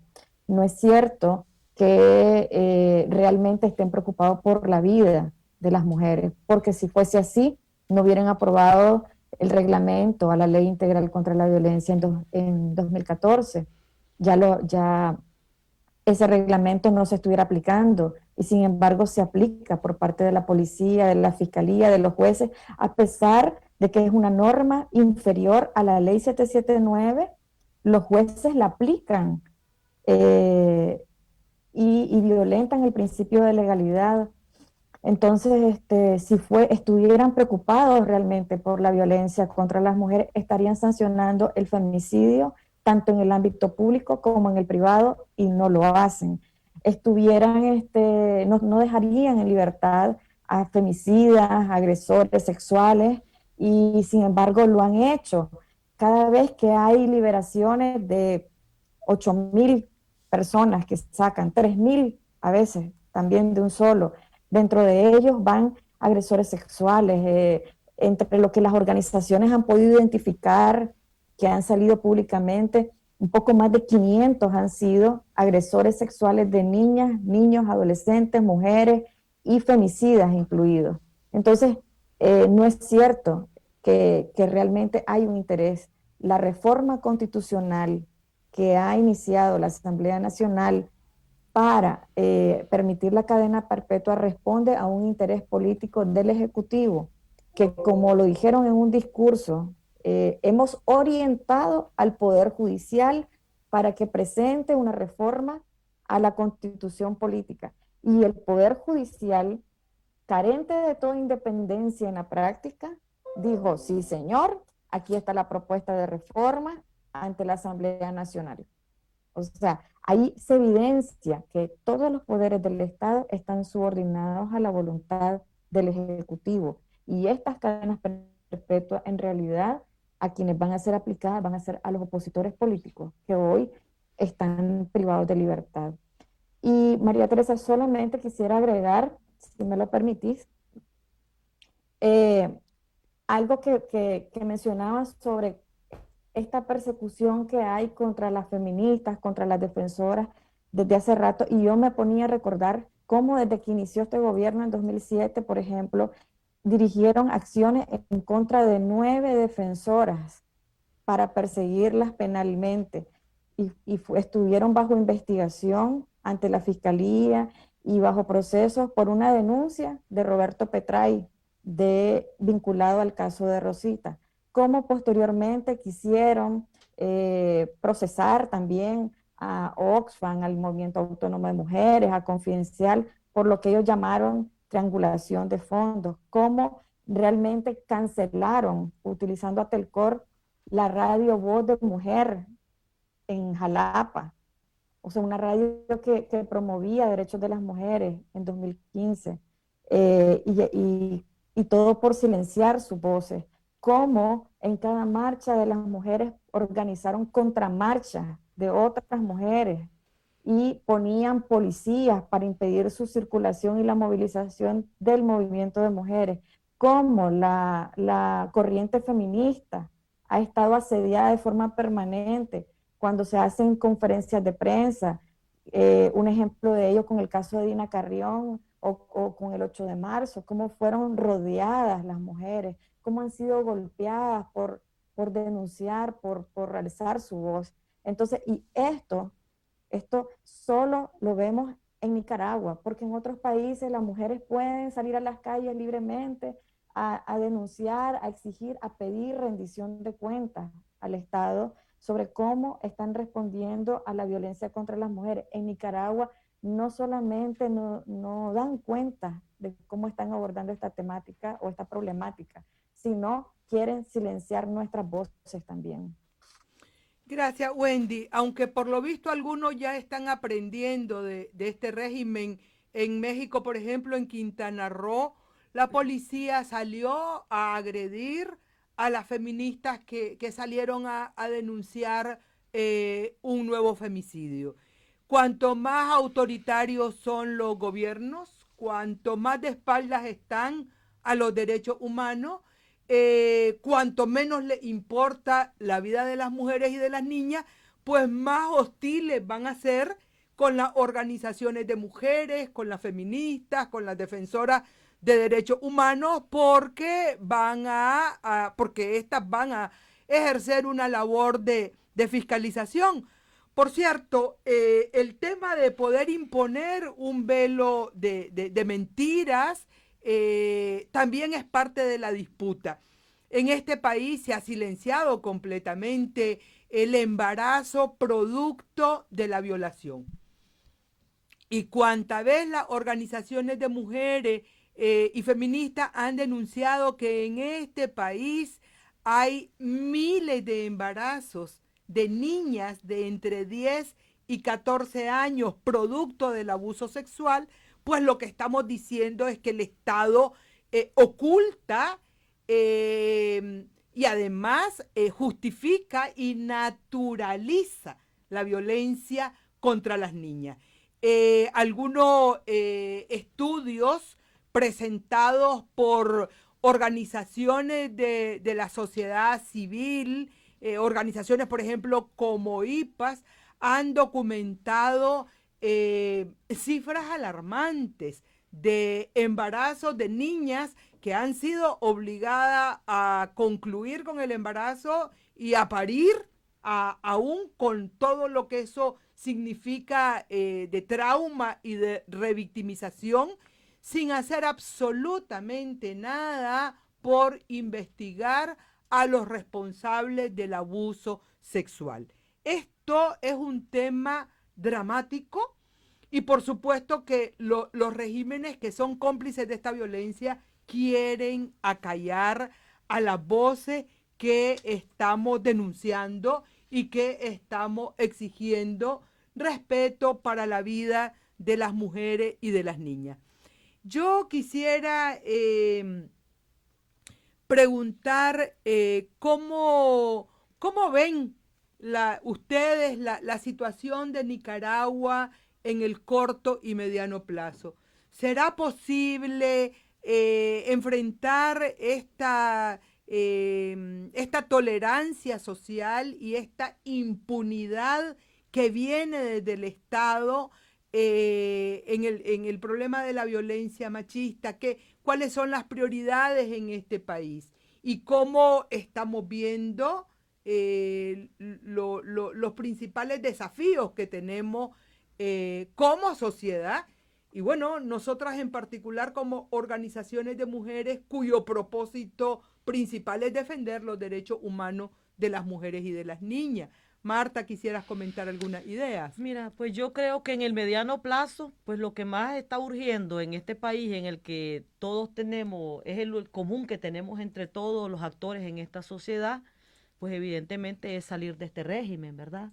El que Nicaragua vuelva a ser un país libre, en el que la institucionaliza vuelva a su cauce en el que estaba, el resarcir la justicia para las víctimas, principalmente para las madres de abril, de mayo, de junio, ¿me entendés? Creo que eso, ahí está puesta ahorita, creo, la prioridad. Evidentemente, los derechos de las mujeres siempre han estado postergados. Y entonces, eso para mí va a ir para largo, es de largo plazo. No es para ahorita, ni para mañana, ni saliendo de este régimen. Porque no es verdad que aquí estamos librando la gran lucha en este país. Aquí la lucha que se está librando es salir de esta dictadura. Pero de ahí, lo que tenga que ver con los derechos de las mujeres, con las necesidades básicas y estratégicas de las mujeres, siguen siendo un pendiente para los gobiernos que vengan. Porque los derechos de las mujeres implican cambios, pero cambios estructurales. O sea, cambios dentro de la familia, cambios en la comunidad, cambios en los partidos, cambios en el Estado, cambios en las instituciones del Estado. Porque los derechos de las mujeres significa que los hombres entiendan que no somos propiedad de ellos, que los cuerpos de las mujeres sí importan, que los cuerpos de las mujeres y de las niñas tienen que sí o sí ser respetados, no tocados, no abusados, no violentados. Y para que eso pase, van a pasar años luz. Y desgraciadamente las únicas que hemos hecho esa lucha a diario, esa lucha de cambio a nivel ideológico, de concientización, de sensibilización, solo hemos sido las mujeres, porque es a nosotras que nos toca, no les toca a ellos. Les tendría que tocar, tendría que ser una necesidad de toda la sociedad que cambiara la realidad de las mujeres. Pero realmente solo es a nosotras que nos ha tocado esa ardua tarea. Sí, Gavidia, dale.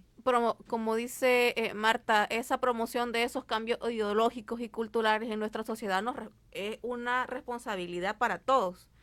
Pero vos decías, ¿qué pasa en el mediano plazo? Pues en este mediano plazo, pues intentamos todavía, ¿verdad?, continuar apoyando y aportando a esos procesos con las mujeres.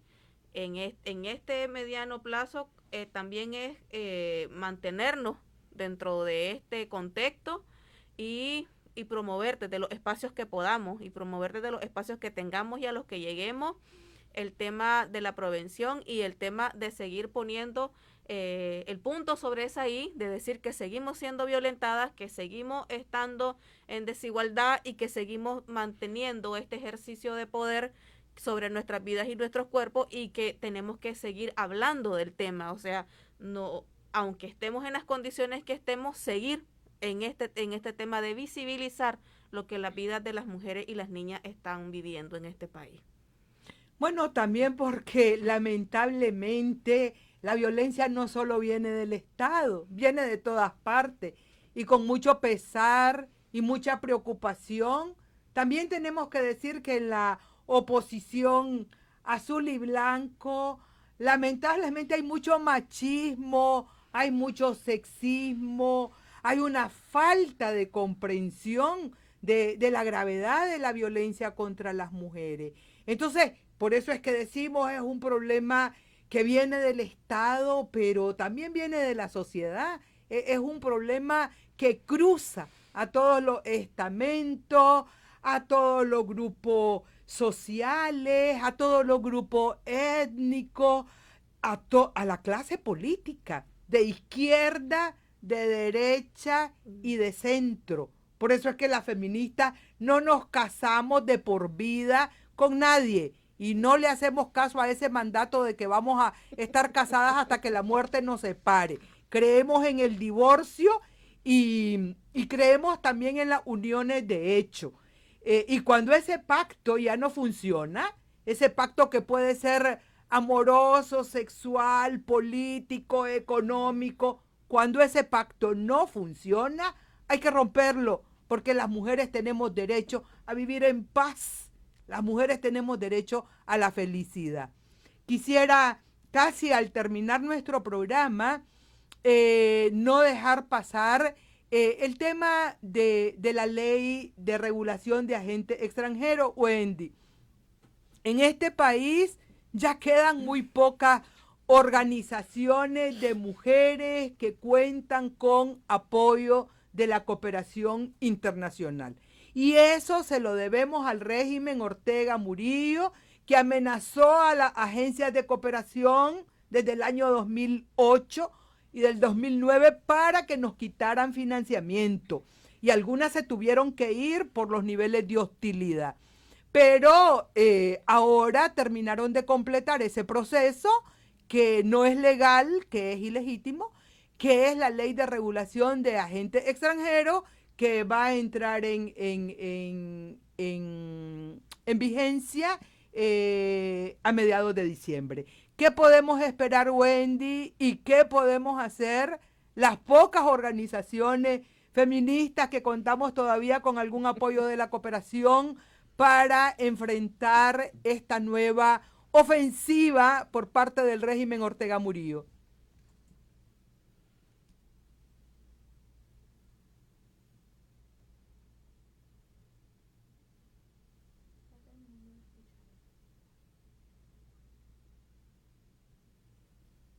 ¿Estás por ahí, Wendy?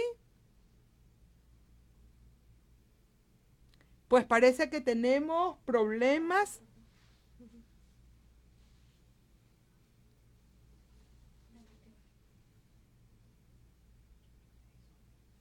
Parece que estamos teniendo problemas con la conexión.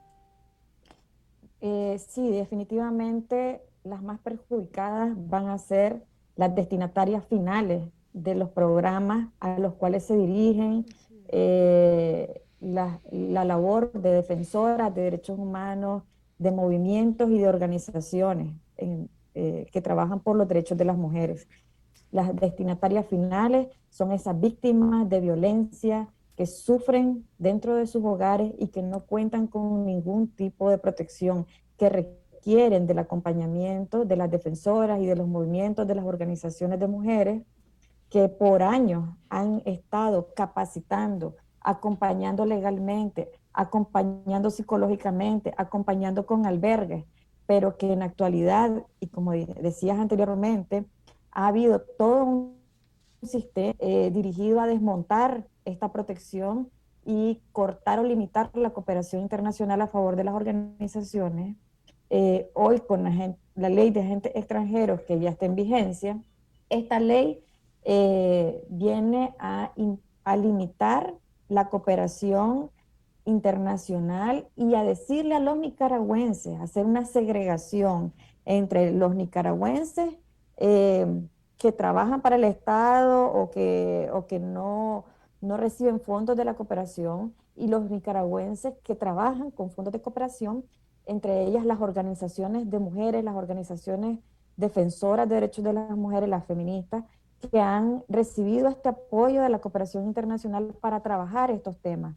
Y a este grupo los aparta y les dice agentes extranjeros, como que si no fuésemos nicaragüenses, como que si fuésemos de otro país, como que si acompañar a la Comisaría de la Mujer o a la Fiscalía es un asunto de otro país y no un asunto de nosotras como nicaragüenses y de las víctimas que están sufriendo, que también son nicaragüenses. Esta ley de agente extranjero es inconstitucional, viola derechos humanos de las activistas, de las defensoras y de las mismas víctimas como destinatarias finales. Realmente sigue siendo una forma más, el régimen se inventa formas para continuar impidiendo esta labor de Defensoría de Derechos Humanos y siempre el objetivo final es el silencio, es callar las voces, es que no se siga trabajando por los derechos humanos, es para que no se siga ejerciendo ciudadanía en nuestro país. Recordemos que quienes empezaron a criticar y siempre han criticado y denunciado han sido las feministas en Nicaragua, no desde el 2018. Esta lucha no empezó en 2018, esta lucha lleva años para las feministas, para las defensoras, para las mujeres. Son años de represión continua. En 2018 se intensificó a toda la sociedad, a todos los sectores, a todos los grupos, a todas las personas, a los jóvenes, a los niños, a las niñas, a todos. Entonces, ahora sí, todos y todas estamos dentro de un mismo grupo de represión y creo que hay un gran desafío en Nicaragua de cómo continuar haciendo este acompañamiento con muchas limitaciones, pero cómo continuar y desafiar a este régimen en este acompañamiento para no dejar solas a las mujeres y a quienes necesitan esta protección. Realmente que tenemos que seguir como enlazadas y encontrar estas alternativas para salir adelante. Gracias, Wendy. Sin duda alguna, algunas de las organizaciones feministas que todavía reciben algún apoyo de la cooperación, que ha sido necesario pero insuficiente, ahora vamos a tener más dificultades. Pero ¿cómo vamos a reaccionar ante esta posible o inminente amenaza por parte del Estado? ¿Qué podemos hacer las organizaciones feministas para continuar defendiendo los derechos humanos de las mujeres, de las niñas, de los niños? Marta, un comentario final, Gavidia. Sí, pues yo creo que las organizaciones de mujeres, principalmente las feministas, que estamos acostumbradas, ¿verdad?, a enfrentar todos estos contextos, ¿verdad?, tan adversos, creo que vamos a continuar con o sin edificio, con o sin recursos, a como iniciamos, pues. Por ejemplo, nosotras cuando iniciamos en los barrios, reuniéndonos en las casas, juntándonos, hablando de los temas que más nos preocupan a las mujeres. Yo creo que eso es lo que vamos a seguir haciendo las mujeres en este país, principalmente las feministas. Seguir hablando con las otras mujeres, acompañándolas sin recursos, pero creo que nosotras como somos tan poquitas, pero malditas, o sea, nosotras no nos dejamos, nunca nos hemos dejado las feministas, nunca, o sea, por muy jodidas que estemos, siempre le hemos buscado el lado amable a la vida y vamos a seguir haciéndolo. No serán los Ortega y Murillo los que a nosotras nos jodan, nosotras vamos a seguir adelante, vamos a seguir acompañando a las mujeres. ¿Quién dijo miedo? Eso está muy bien. Muchas gracias, Marta, por ese mensaje de tanta fuerza, Gavidia. Igual que Marta, me uno. O sea, esto no es cuestión de edificios, de instituciones y de espacio. Yo creo que todas comenzamos en el mismo camino, sí, haciendo activismo. Eso es lo que son.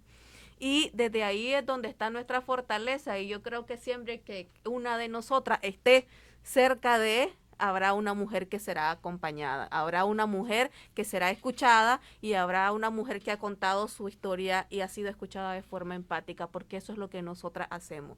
Más allá del nombre que le pongan a una ley, está lo que hemos hecho desde que iniciamos este proceso. Cada una ha iniciado en un momento distinto de la historia, pero eso es lo que hemos hecho y ahí vamos a estar siempre.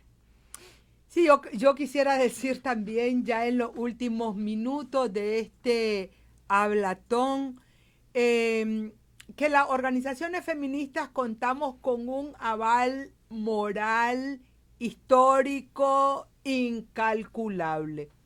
A nosotras no nos movió el afán de lucro, no nos movió el oportunismo político, no nos movió estos temas para sacar provecho personal, para lanzar una candidatura. No, nosotras estamos lejos de esas maniobras, de esos vicios, ¿no? tan anclados en la clase política de este país y también en el gobierno. A nosotras nos movió y nos sigue moviendo un auténtico compromiso con la vida de las mujeres, con la libertad de las mujeres, con los derechos humanos de las mujeres y de las niñas. Y más bien hemos venido trabajando en condiciones bien adversas.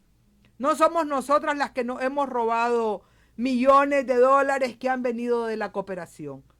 Es decir, no somos nosotras las activistas las que vivimos en grandes mansiones o las que hacemos esos grandes eventos para favorecer a la nueva burguesía rojinegra.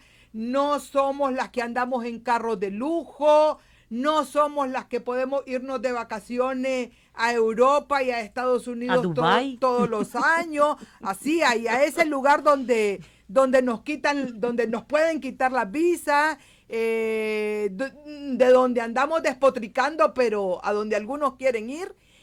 No, nosotras no somos eso. Las feministas somos de a pie y somos, digamos, de ser empáticas con el sufrimiento y con las necesidades de las mujeres que sufren la discriminación y que sufren la violencia. Y aunque nos la pongan más difícil, porque nos las están poniendo cada vez más difícil, pues vamos a seguir, porque nos mueve la conciencia, nos mueve la convicción y nos avalan 4 décadas de lucha incansable por la defensa de los derechos de las mujeres. Por eso es que no nos comprometemos con nadie. Nuestro compromiso es con las mujeres y con los derechos humanos. No tenemos pacto de sangre con nadie más.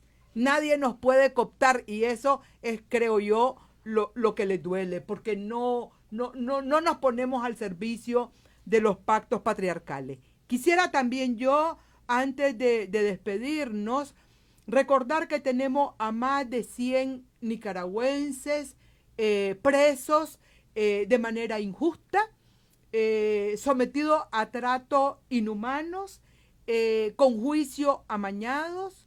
Las feministas también exigimos la liberación total de todos los presos políticos, incluyendo a doña Juana, a Esperanza, a Carla y a Celia, que tienen, digamos, más de un año en algunos casos de estar presos. Son presos de conciencia, son presos políticos. Son también una muestra de que vivimos en una dictadura, porque han sido encarcelados por demandar sus derechos y por exigir un cambio de gobierno. Queremos también, por supuesto, solidarizarnos, y no de palabra, sino de acción, con las miles de familias nicaragüenses que han sido afectadas por el paso del huracán ETA primero y OTA después. Las feministas también hemos estado movilizadas en solidaridad con esta familia. Hemos puesto los recursos, los pocos recursos de los que disponemos. Nos duele muchísimo que esta familia, además de haber pasado horas de terror, además de haber perdido familiares, además de haber quedado sin nada, estén siendo víctimas de los abusos de poder y de la manipulación por parte del régimen Ortega Murillo. Exigimos, pues, las feministas, que se trate a esta familia afectada con respeto, que se preserve la dignidad de toda esta persona, hombres, mujeres y niños afectados.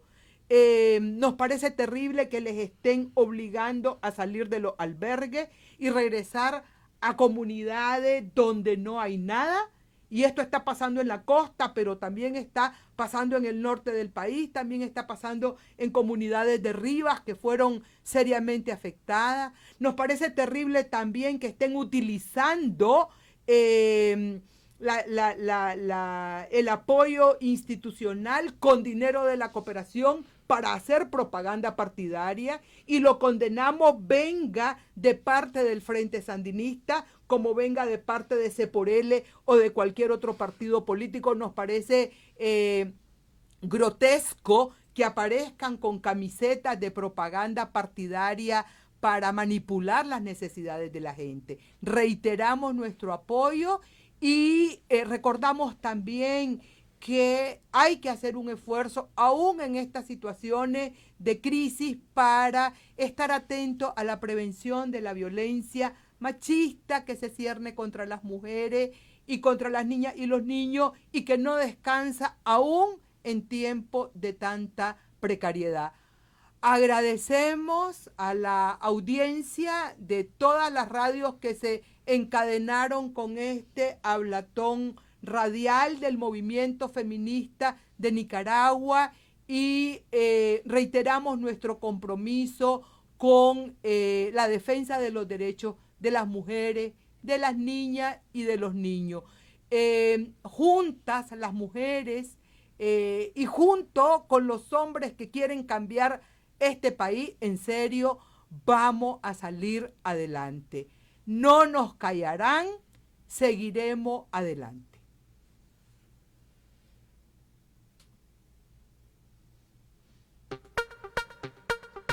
Se lo merece por no quedarse callada. ¿Para qué lo provoca? Si ya sabe cómo es él. Ella no debería salir a esas horas de la noche. Se viste provocativamente y eso a él no le gusta. Es su forma de ser hombre. No más razones que justifiquen la violencia. No más complicidad con los agresores. Una sociedad democrática no tolera ninguna forma de violencia contra las mujeres y las niñas. Pongamos de nuestra parte para prevenir la violencia machista. 25 de noviembre, Día Internacional de Lucha contra la Violencia hacia las Mujeres. Este es un mensaje del movimiento feminista de Nicaragua.